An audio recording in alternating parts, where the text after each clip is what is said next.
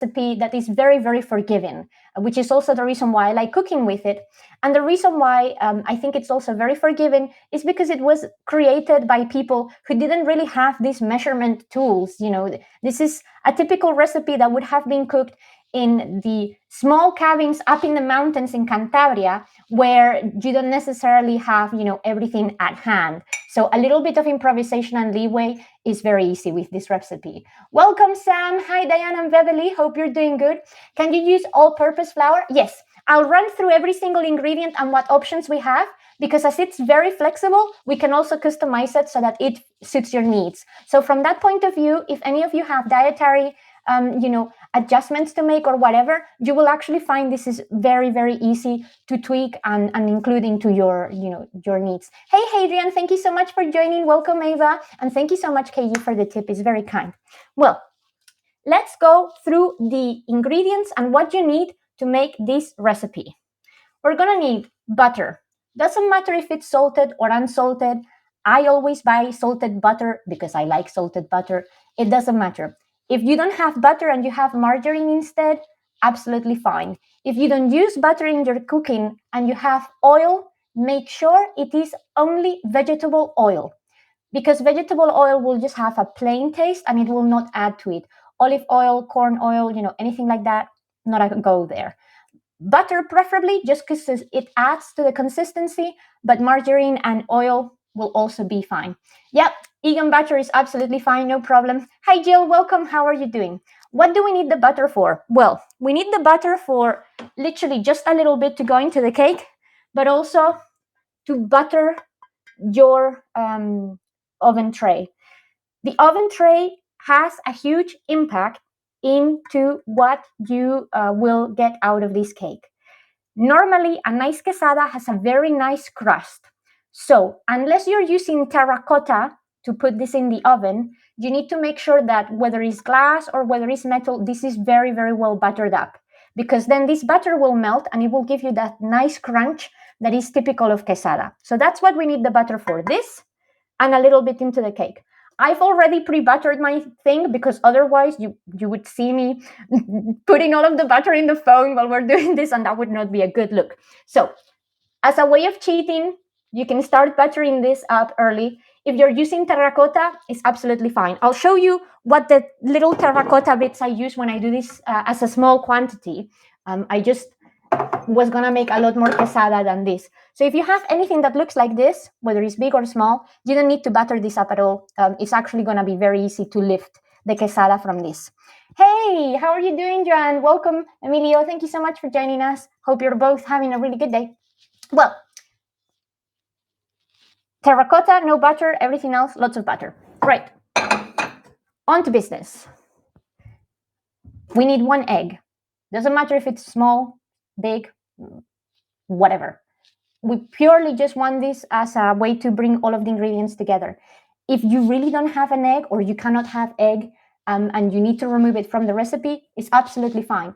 It will affect the consistency just ever so slightly. It generally will not have such a big impact. You're absolutely cool. Hi, Virginia. Welcome. Thank you so much for joining us. So these two, like I said, very flexible items. Now, things that we cannot be also flexible about. We need sugar. I use brown sugar normally because I don't really use normal cane sugar anymore. The traditional recipe is done with white sugar. If you want to use brown sugar, the Mara sugar, absolutely fine. If you are not able to put sugar into your recipe, or if you're using another kind of sweetener, I recommend that you leave the sugar out and then add the sweetener later to taste. I'll tell you when we're doing the recipe, when we're gonna do that and how we're gonna do that exactly. But again, doesn't matter really what type of sweet thing you add to this. It's purely just to balance out the flavors. And to be fair, depending on the type of yogurt that you've bought, you may not need the sugar anyway. Then we have flour. As you see, this is just ordinary Tesco's plain flour. We do not need self-raising flour. If you have self-raising flour, that's absolutely fine too. The main difference that this is going to have to our consistency in the cake is just how tall or, not tall at all it is. Otherwise, you don't need to add yeast or anything like that. This is supposed to be a relatively flat cake, much more similar to, for example, a cheesecake than, like a sponge. type of thing. If you are gluten intolerant, the best way of doing this would be with gluten-free flour, which you can buy in most supermarkets. If that's not possible, your best alternative is maizena. Maizena is literally like cornstarch flour. It's not corn flour, just cornstarch flour. It is a very, very thin, dusty type of material. And the reason why maizena will be better is because the consistency will be a lot closer to what you will get with ordinary flour. If you cannot find that, you can use other types of flour. Just keep in mind that the consistency will be different and you may need to adjust the milk or whatever you're using to make this in terms of liquid accordingly. If you don't end up with either normal flour, gluten-free flour, or maizena, you're probably going to need more yogurt. So if you're going to go down that route, bring yourself more yogurt. That's one good tip. Then we need milk. Traditionally speaking, this should be done with full-fat milk. I don't normally drink full-fat milk, so I have semi. The only thing you cannot use in this recipe, because it will be completely ruined, is skimmed milk. And on that front, we're going to have the same problem if we use something like oat milk, for example. Those type of milk-like products that are very, very thin, it's really gonna create a cake that is very, very watery in the end. You will not have a nice texture. So just keep that in mind. If you are lactose intolerant or you don't drink milk, some suggestions. For lactose intolerance, just your traditional lacto-free type of milk will be fine. If you are using a lacto variant, coconut milk will be the best. But with coconut milk, you're gonna have to be really careful with how much sugar or sweetener you add. So that's what I mean, that the process can change as you make the recipe, and you may, find your own way. As long as it's not semi or something like oat milk, which is really runny, or soya milk, you're fine for any kind of, milk liquid. Let me just catch up with the chat very quickly. Hey, Marilu and Katarzyna, how are you doing? Thank you so much for joining us. I noticed you've buying from Tesco, not from Asda. You're absolutely right, Adrian.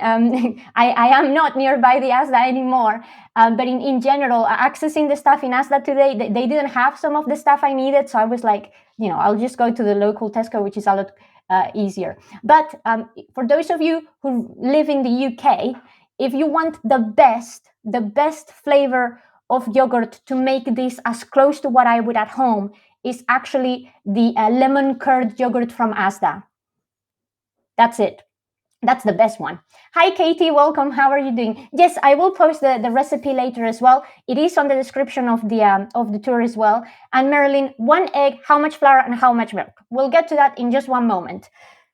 The last thing that we need is yogurt.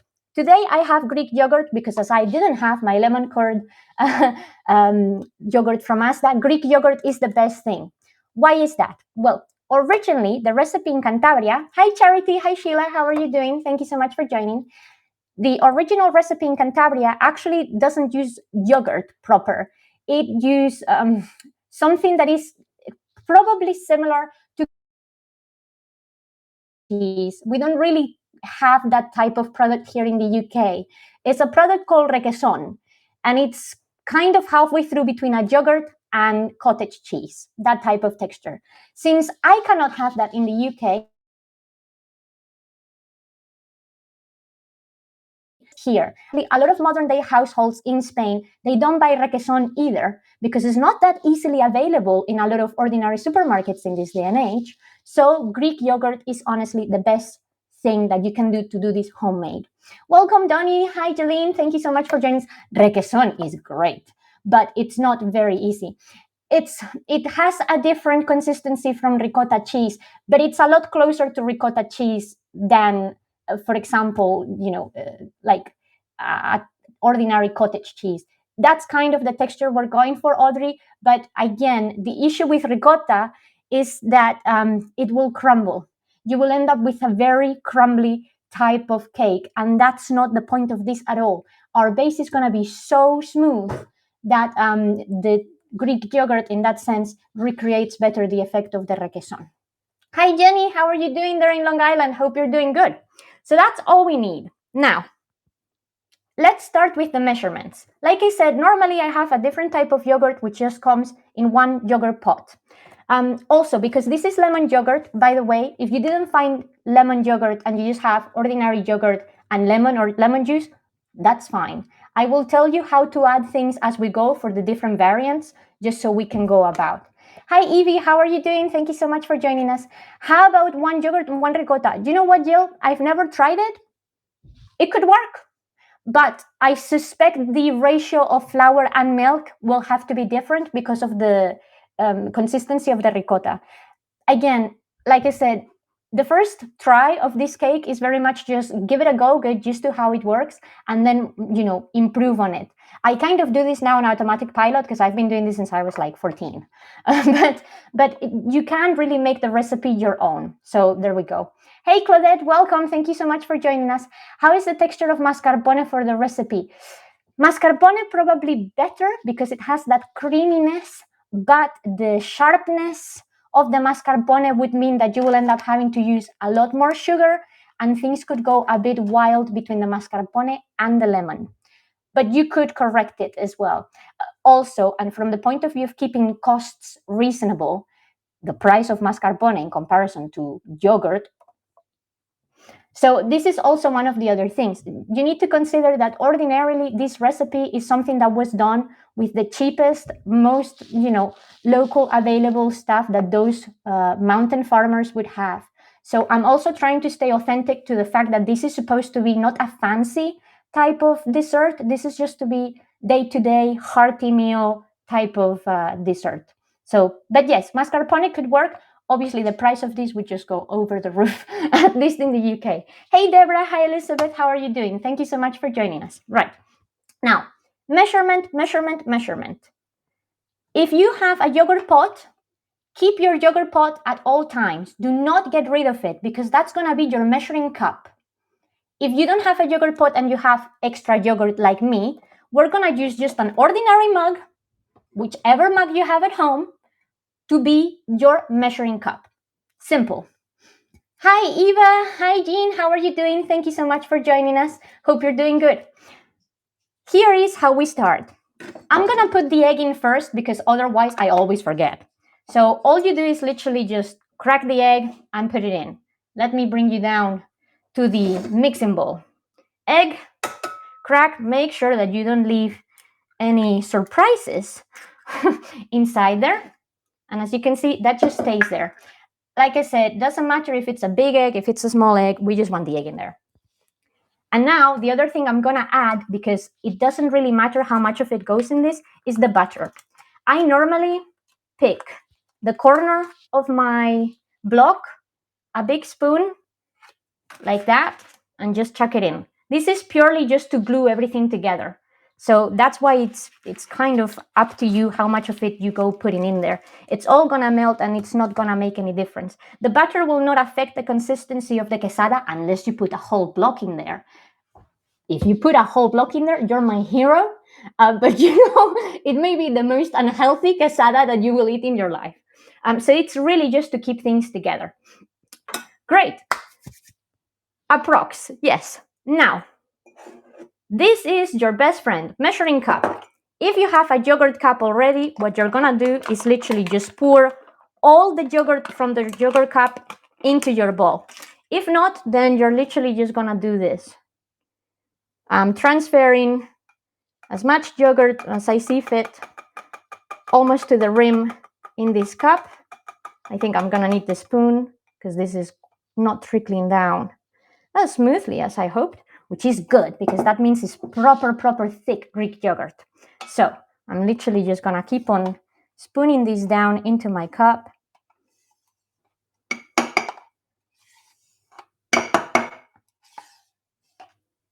Right? Doesn't need to be filled to the brim, by the way.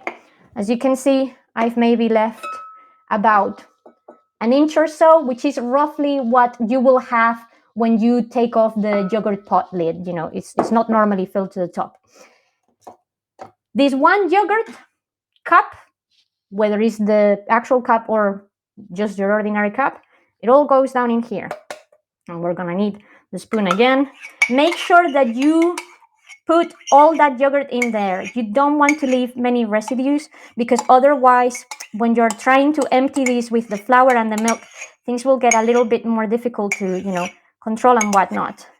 So now that I've gotten all that yogurt in there, cup is empty, we're gonna go to the next step.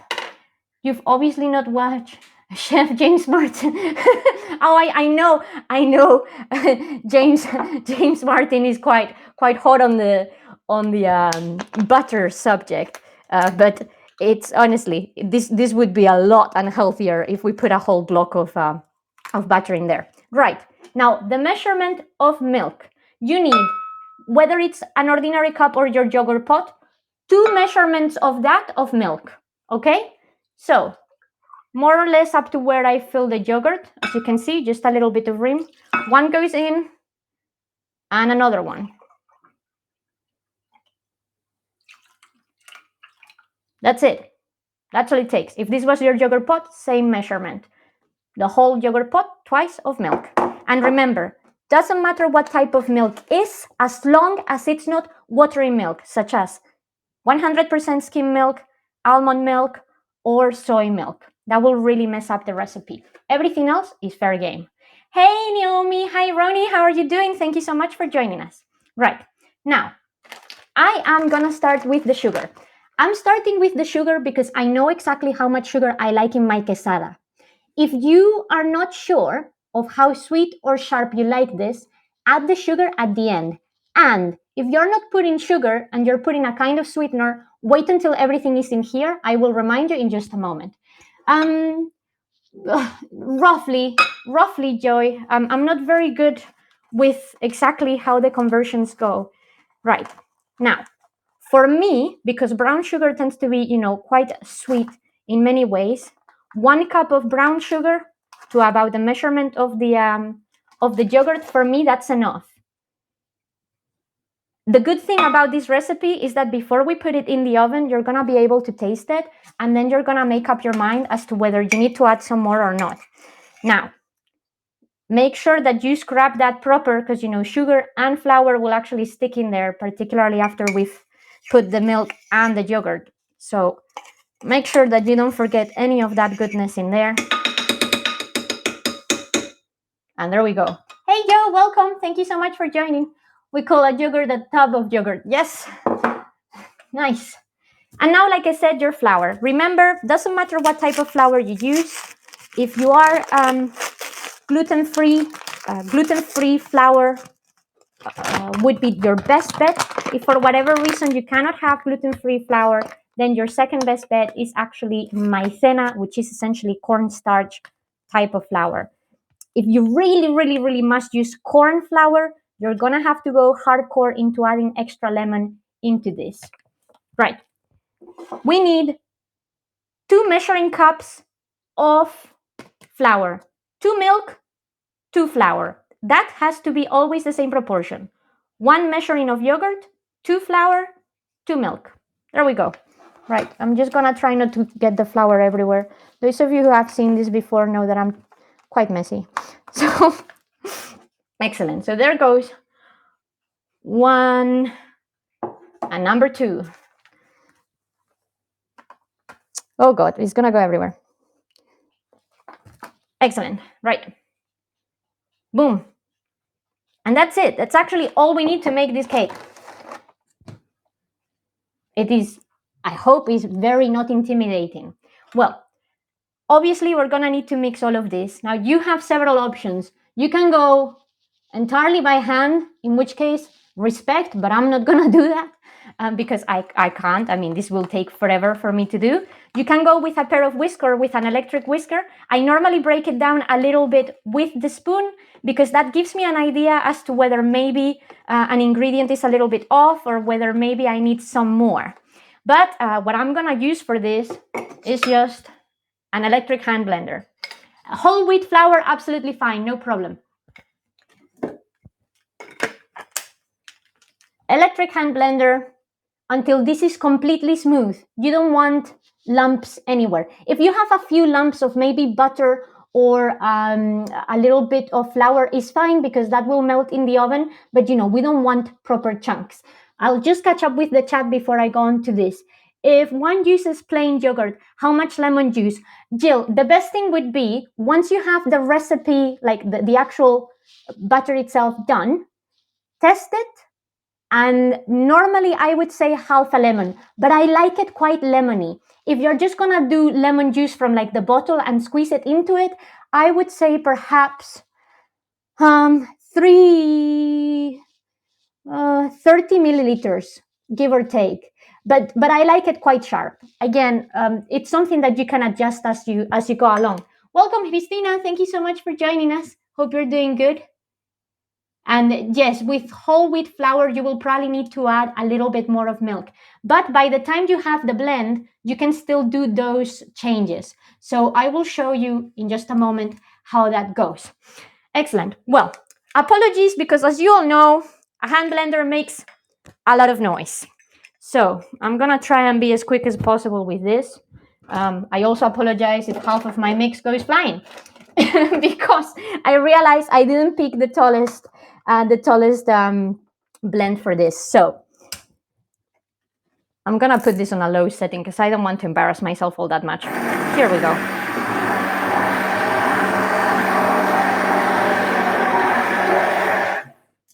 Right. I think we can take it to 4.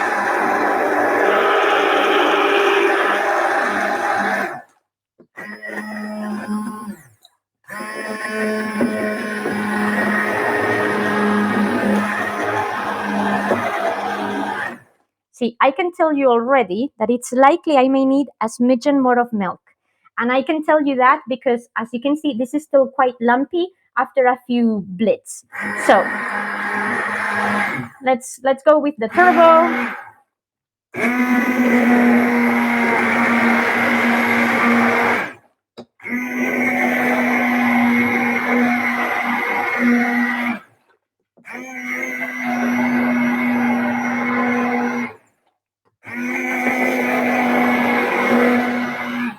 Okay, that's actually all right.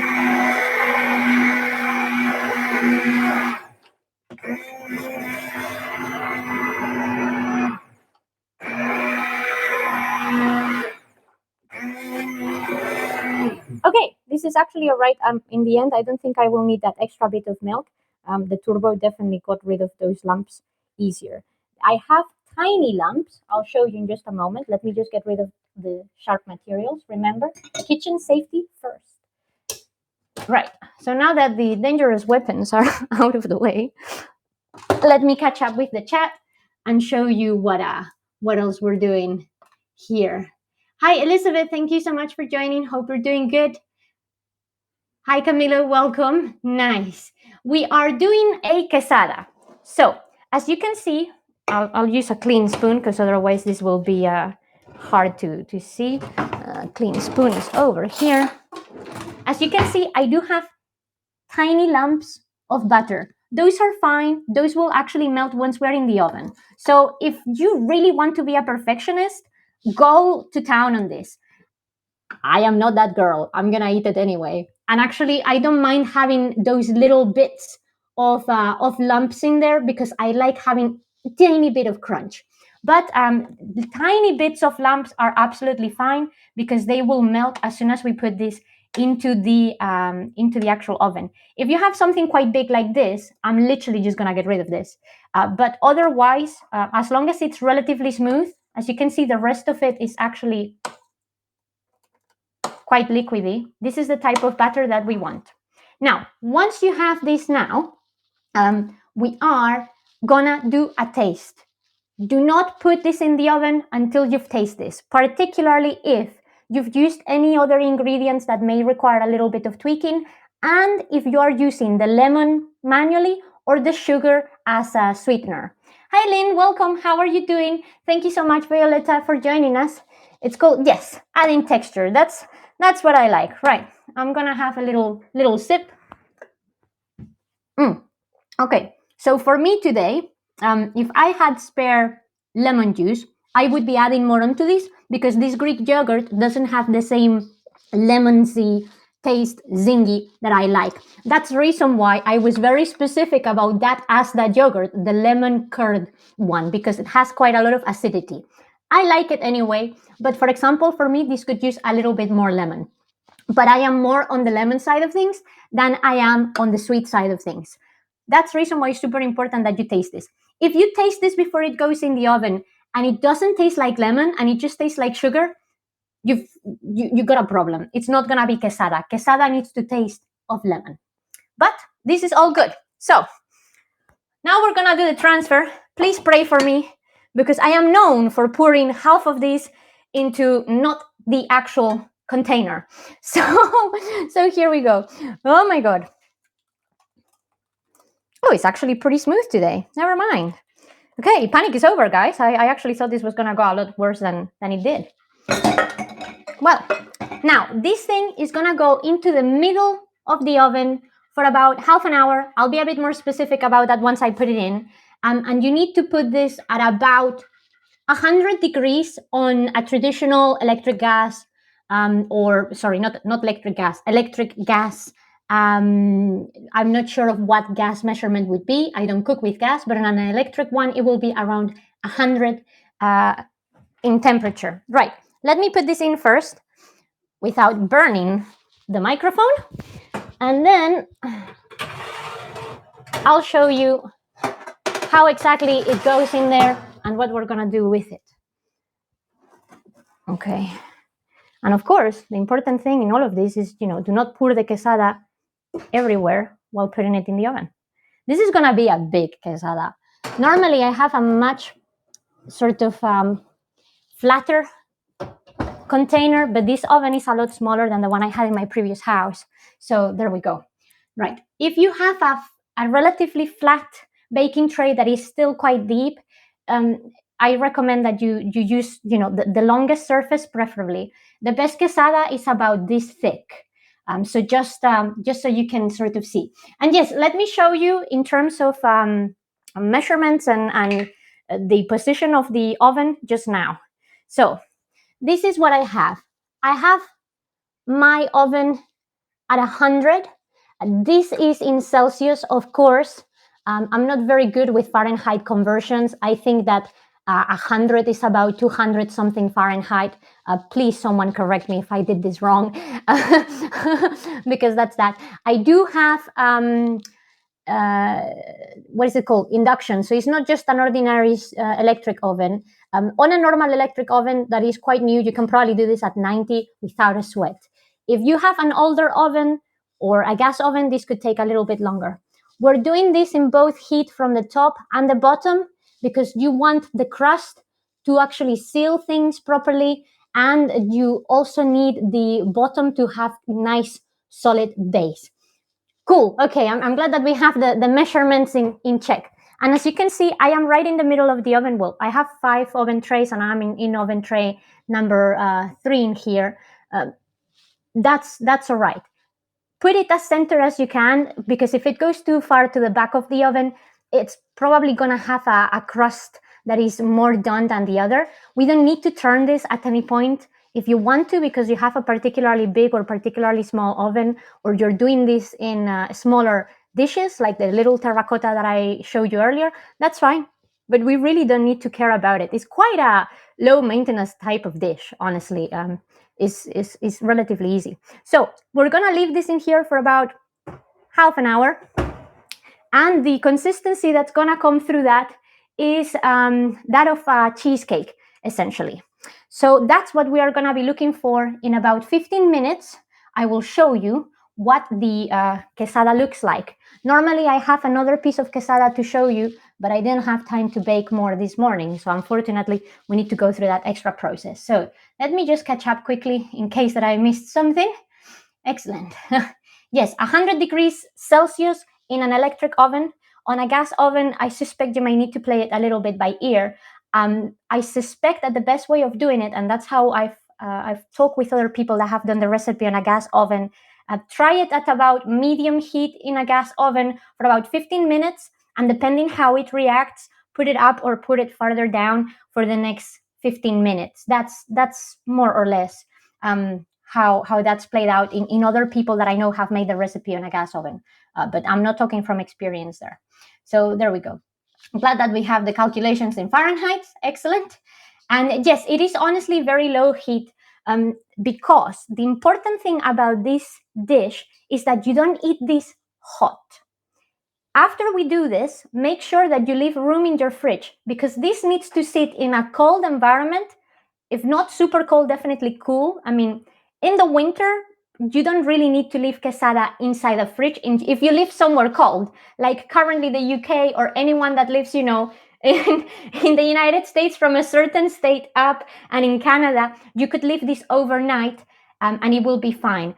Definitely for anyone that lives in a place that is, warmer temperature, or just to get the effect done quicker, this will actually sit in the fridge for at minimum of 4 to 5 hours. The cold will bring the flavor of the lemon through much sharper, which is the end result anyway. And instead of having that sort of wobbly feeling that we get with a cheesecake, you will get that, but solid. So that's the reason why we need to serve this cold, or at least keep it cold. Afterwards, when you serve it, you can keep it at room temperature, and in fact, quesada tastes best once it's been in the cold and then served at room temperature. So I would say, if you're gonna put it in the fridge, leave it out of the fridge about half an hour before you're actually gonna eat it. That's definitely something to keep in mind. And could you use other flavors of yogurt? Yes, Beverly, you can indeed. I'll tell you a funny story. Once, when I was a young student trying to impress my flatmates, I bought peach yogurt instead of lemon because it looked the same in the supermarket and I didn't notice. So I made a lovely peach quesada that is not traditional in any way, shape, or form. You're very, like I said, this is a very customizable recipe. It's honestly something you can make your own. The only thing I would say is, if you're gonna try other flavors, keep in mind that the final result may be different once you put it through the fridge. The fruit flavor will be definitely, a bit sharper. And particularly with something like peach, for example, you may want to be careful on how much sugar you use, because those type of, fruit yogurts sometimes can have added sweeteners and things like that. But yes, peach quesada is actually all right. Most Cantabrians will tell you that it's a heresy and it should not happen, but I think it's okay. You can experiment with this as much as you want. Mango would probably be a very good one, because the acidity and the punch will be similar enough to the lemon. So I think that would work quite well, frankly. But yeah, at the end of the day, it's your kitchen. I'm not telling you how to do things. I'm just trying to show you how you would do this. Hey, thank you so much, Juan and Beth, for the tip. And thank you so much as well, Marilyn. You're very kind. And welcome, Hans. I'm sorry, the cake is now in the oven. So, because we need at least 14 minutes to 15 minutes so I can show you how this comes through, I am gonna explain a bit more about the background of this cake. And for that, I have some props. Yeah, I know. Props in the kitchen. You'll be wondering, where are they hiding? Well, somewhere you couldn't see it behind my washing. But anyway, let me clean this area a little bit more, because otherwise we're gonna make a mess of things. Cantabria, for those of you who don't know, it's a very different region from the north of Spain. Hey Patrick, hi Elizabeth, how are you doing? Thank you so much for joining. We are literally talking of the north part of Spain, right on the Atlantic, on the Cantabrian Sea. A lot of people know on that part of Spain places like Galicia, where my colleague Monica tours here on Hego, or where Sean O'Rourke is also touring from sometimes, and the Basque Country. So if you've ever been to the Basque Country, or if you've heard about the Basque Country, Cantabria is literally the region right next to it. It is an evergreen region full of mountains and the sea. So the town where I come from, Santander, is literally right on the edge of the coastline. And from Santander to the nearest mountain, and I'm talking 2,000 meters above sea level mountain, it's no more than an hour's drive. So of course, that means that we have a very humid climate, evergreen, similar to places like Scotland and Ireland in the UK, for example, just for a reference that may be more familiar. So the landscape is very different from the rest of Spain. We're people that are used to the rain, to the cold, to the mist, and as such, our food is different. we don't traditionally have things like gazpacho or those cold soups that people in Andalusia and in the central plains of Spain would have, because, right now in Cantabria, it's also snowing like in the UK, and it's quite cold. So this is the type of dessert that the farmers in the mountains would create after they've milked the cows, they gather some bits, they've just had a stew, and then this comes out. A slice of this is powerful. Think what we've put in there. We've put a fair amount of butter, um, lemon yogurt, which at the end of the day has a lot of protein, particularly if you're using Greek yogurt or like they would traditionally requesón. That's a lot of high protein, a lot of milk, a lot of flour. You have a slice of that for breakfast, you're done. You're good. So that's normally what the context of that type of dessert is. Quesada is normally a dessert that we have for sharing. So it would be also something that these farmers originally would do to celebrate, to bring friends over or the rest of the village over. And something important when we serve this is how we actually serve it. Hi Vera, thank you so much for joining us. Can you use plain yogurt? Yes, so you can use plain yogurt. No, it doesn't have to be specifically Greek yogurt. It's just with what I have here in the UK that gives me the best results. Because the consistency is a lot closer to how it would come out at home. I'm used to a very specific type of milk and a very specific type of, the texture coming out that way. So I'm just telling you what to me gives me the best results in the UK. But at the end of the day, any yogurt, etc., will be fine. When you serve quesada, consider that it has that type of cheesecake quality. You can't really cut this into, like slices like a normal cake. It's not going to be that wobbly like a cheesecake, but it's not going to have that solidity of a sponge. The best way to do this is actually doing it in stripes of about this thickness, a couple of centimeters, 2 inches at most of thickness. The area of the crust is going to have a little bit more of crunch, and then the middle is going to have more gooiness. So the idea is that each guest gets one slice in terms of this stripe, or you can do half stripes or little squares. That's the best way of serving this. So in the end, it's not like everyone gets a slice. It's more of a sharing type of meal. So normally what happens in a Spanish household is that you bring out the quesada, you bring a long knife, you cut it through that way, split it into bits, and then people just start eating and talking, just like we would with things like tapas or anything like that. That is kind of the type of culture that goes alongside that, because again, doing this would be something special or something that you would do with the leftovers of the rest of your food to keep on going. So that's the context of quesada and the meaning that it has in our culture. When I go back home, my great-grandmother buys me a quesada every single week that I'm supposed to consume from Sunday to Sunday, which is a lot of pressure. But normally, for me, in my birthday, I don't buy cake. I make quesada, or we buy quesada from a specific quesada maker in Cantabria that does a very, I don't know what they do to it. It's a secret recipe to the quesada that just makes it extra special. That is the context of quesada. Hi, Ilona. Hi, Jacqueline. How are you doing? Thank you so much for joining. If you want to serve it with other things, ice cream could be fine, as long as it's a plainish ice cream, vanilla, for example. In the summer months, a nice scoop of vanilla ice cream and a cool slice of quesada goes nicely. Whipped cream is something not traditional, but in modern Spanish society in Cantabria, you see that quite a lot. Like a big squirt of whipped cream or squirted cream is nice. And sometimes even a tiny bit of honey with cinnamon. We're quite fond of our honey and cinnamon in Spain overall, but these are modern variants. So this is just if you're looking to, elevate the dish somehow. Other than that, the most traditional thing to do in Cantabria while having quesada is actually having a shot of a traditional drink called orujo. That is spelled O-R-U, J of Juliet, O, orujo. There you go. Thank you, Eva. Very nice. It is literally kind of like moonshine. I used to know people that did that in their bathtubs in the village, like the same village where they would be getting the milk and everything else. They would just grab whatever kind of wildflowers, plants of all sorts, brew it in their bathtub, and then make it. It has quite a kick, so be prepared for it. And you can actually buy it quite easily and relatively affordably from places like Amazon. It is easy to find.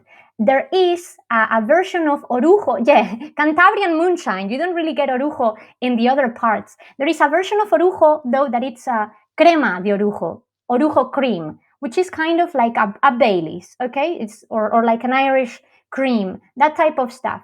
I am more fond of that. When I was able to drink, that's normally what I would have. Instead of just the straight orujo, I would have crema de orujo, which actually, with the texture and the flavor, goes a lot better with the quesada, in my opinion.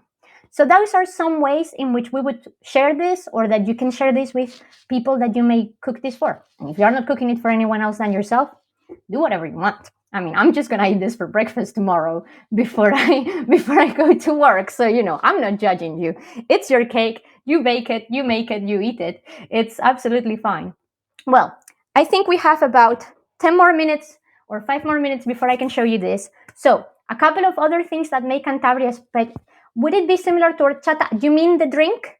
If we're talking of the actual drink itself, nothing to do with horchata at all. Horchata is kind of like,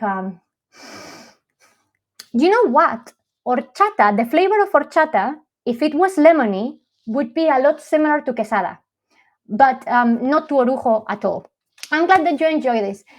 This dish is called quesada. That is Quesada. And just so you can understand a bit more about us crazy Cantabrian people, thank you, Beverly. That's very nice. Thank you, Eva. I have some showing things. Now, Cantabria, like I said, is this evergreen kind of place where we have a lot of common, I guess, customs with other parts of Europe that have this kind of Celtic inheritance. That's the reason why our food and maybe our traditions are probably closer to that of Scotland than Andalusia, quite frankly. As such, here is my tambourine from when I used to actually do regional folk dancing. We have these beautiful dresses, which are literally just work dresses from the countryside. It's nothing, impressive. And we would play music, have quesada, and have those lovely sounds, normally with things like rabecs, a couple of flutes, and drums. Drums are super important in Celtic culture. I'm sure you can see this tambourine has a little hole in there. You're supposed to hold it like this. So then you can also, you see my fingers go there. That gives you a way of stopping the drum from going, all over the place. And the entire point of this is that you kind of treat this as a portable drum. So this is not supposed to just be, no, this is supposed to be like this. That's how you play normally a tambourine in Spain, in the north of Spain. And yes, of course, you can use it for the, accompanying sound. Now to that, you will then do these crazy dances, which I will not demonstrate today because I am hooked to a cable and you don't want to fall to the floor, but we will dance in these. These are my alpargatas from when I was 3 years old. I know, you're probably wondering, why does this crazy woman have her alpargatas from where she was 3 years old? Well, I was very lucky to actually go to school in a place where we were still taught to do these traditional things. These are my tiny, tiny shoes. As you can see, here is the size 25 for anyone that understands European sizes. And literally, all this is, it's like, modern wedge shoes are based on this, but with a wedge.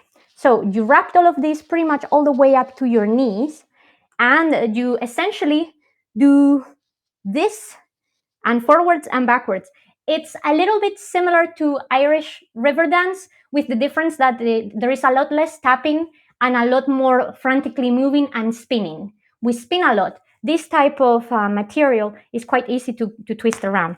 And in case you thought that this was just something I did as a little girl, I will prove you wrong, because I actually have my modern day alpargatas here. So I'm gonna put one on so you can actually see how this goes.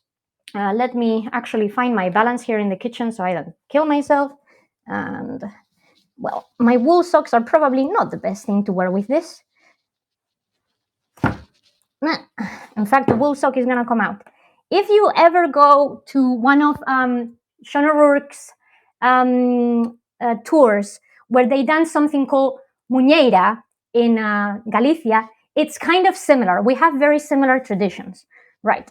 Let me wrap this all away my leg. 1, 2, 3, 1, 2, 3. One tight, two tight. I'm not doing this the proper professional way. It's purely so you understand how it goes.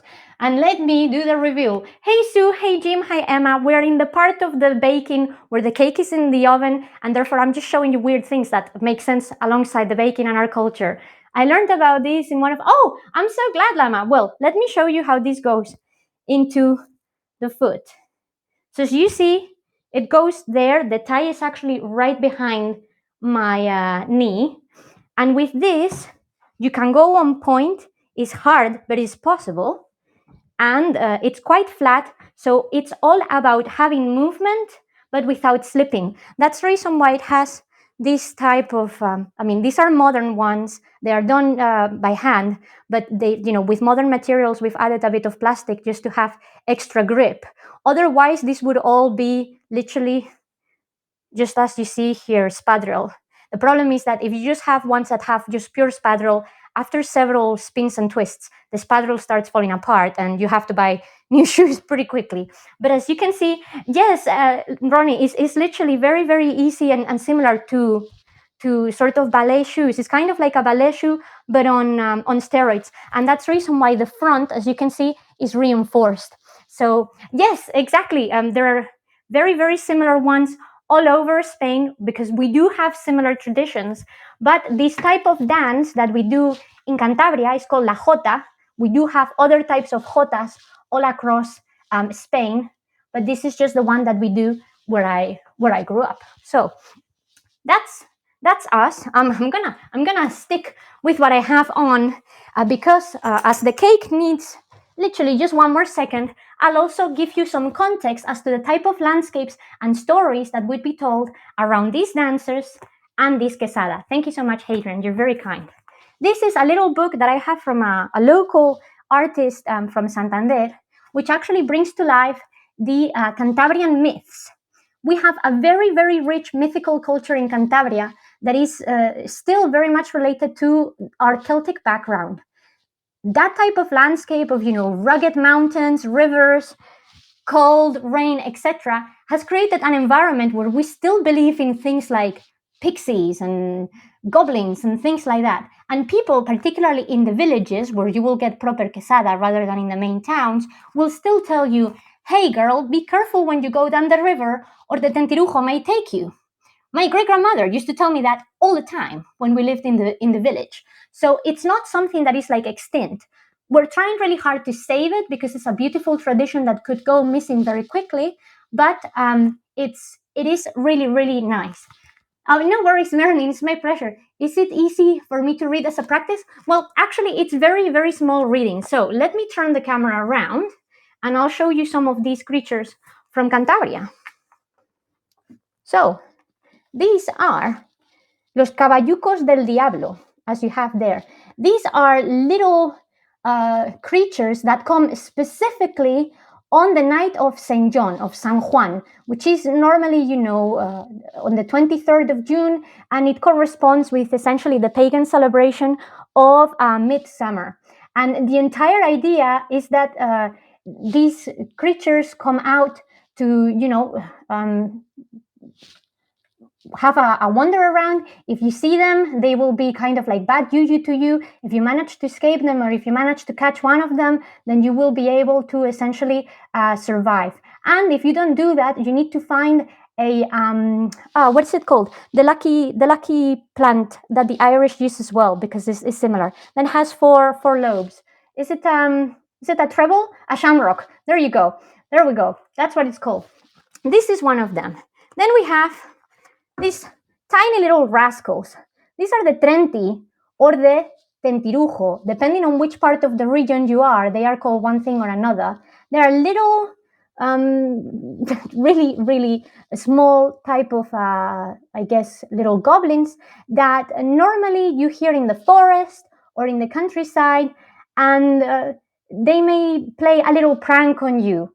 And they're not supposed to be malicious creatures. It's just, they're a little bit mischievous. So if you're walking around and maybe you get, caught in some sting nettles or something like that, then maybe it's because the Trenti kind of push you into it. Definitely like a duende, 100% like a duende. But they are, again, they're not malicious, they're just, playful. And here we have some of the most popular items. This is La Guajona. La Guajona is a very strange type of mythological creature in all of Spain. It's very much one of the very few tales that we have in the whole Iberian Peninsula of a vampire. It's kind of like an old witch that goes around the villages and actually comes at night with that one long tooth and steals the life out of babies. This is a typical kind of fairy tale that explains why there is high mortality on rural societies, and of course in the north of Spain, in Cantabria, that would be something that created a lot of discomfort for people. So that's what the Guajona sort of signified. But it's super important because it's not common for Spanish society to think about vampires.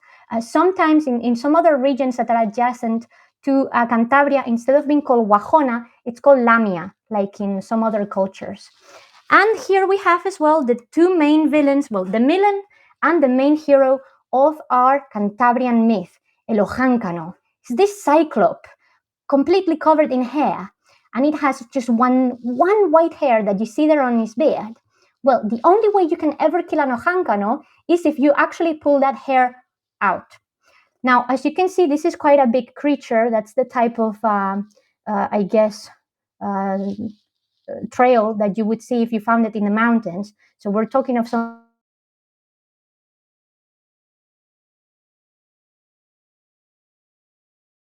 of thing. Yes, it kind of reminds me of like a cyclopedal Bigfoot. That's kind of what our fairy tale of the Ojáncano is. And this is the kind of creature that you can find anywhere in the rural society of Cantabria. It may steal your sheep. It may try to blow your house down. It may try to steal your women. It is the ultimate evil. But in order to keep Cantabria safe, we're very lucky as Cantabrians because we have some lovely, lovely fairies that keep us safe. This is the Anjana.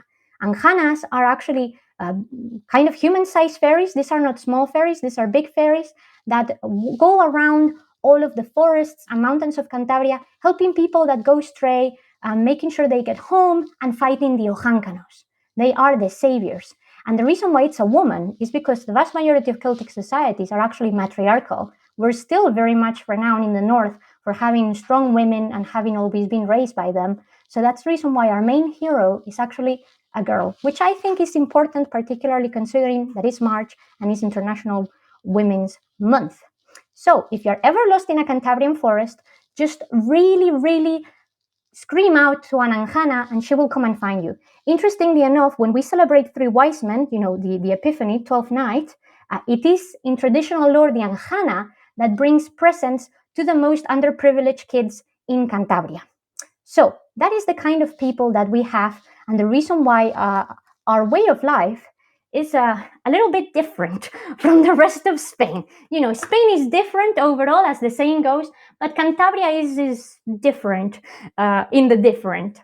So now that we've been doing this for a little while, I can show you what this cake is looking like. So let me bring this out. Now, as you see, this is no longer liquid. The top layer is still a little bit liquidy, but this is solid. So let me actually pull this out of the oven so I can show you the type of texture that we have. Well, actually, you know what? This is a lot more liquidy than expected because this is not the oven dish that I normally use for this. But the bottom layer is completely settled now. It's just the top layer that needs to be done. Mine is probably going to take another 10, 20 minutes. But overall, that's going to be one solid slob. As long as you have one solid slob, you put the knife through, that's it. It doesn't need to be properly golden. As long as it's baked, you're fine. If you like it quite crusty, like I do, wait until it's sort of a caramelly color. When it's caramelly, take it out of the oven. And like I said, you just either, if you're in a cold place, you can leave it overnight, it will be fine. Otherwise, wait for it to cool down and throw it in the fridge. And that's kind of it. That's how we make a quesada. Yes, I'm very sorry, Vera, Alicia, and Donna. We're literally arriving to the end of the tour. The thing is that people think of Andalusia. Yes, 100%. Where Eva is in Barcelona, Barcelona has its own cooking tradition as well. Um, its own language, its own culture in many ways that is, not something a lot of people understand. Um, Spain overall is a lot more fragmented in terms of our culture and our traditions than meets the eye. Even the differences between Castile, there is two sides of Castile in Spain, Castilla-León and Castilla-La Mancha. One is kind of north west of Madrid, and the other one is sort of southeast of Madrid. Culture is completely different. People in Toledo, which is the capital of Castilla-La Mancha, love eating things like migas, which is a dish that you do with uh, bits of meat and sort of flour crumbs. It's kind of like a hard porridge. While people in Castile love nothing more than a slice of bread with oil and call it quits. So they are very, very different cultures. So that's really the reason why I wanted to show you a different aspect of Spain and a different aspect of what we eat. Cantabria is very peculiar because we're a small region and it often gets overlooked. And you will never eat anything like quesada anywhere else of the region. Even if you go to some of the other Celtic places like Asturias or Galicia or the Basque Country, they have their own traditions, which, although similar to those of Cantabria, in many places still very different. Our mythology, despite coming from the same root, nothing to do with each other. And the same with food. Even though we are people of the same climate, our favorite dishes are slightly different too. So it's something very special and very particular to us. So that is now an hour that we've been doing this. So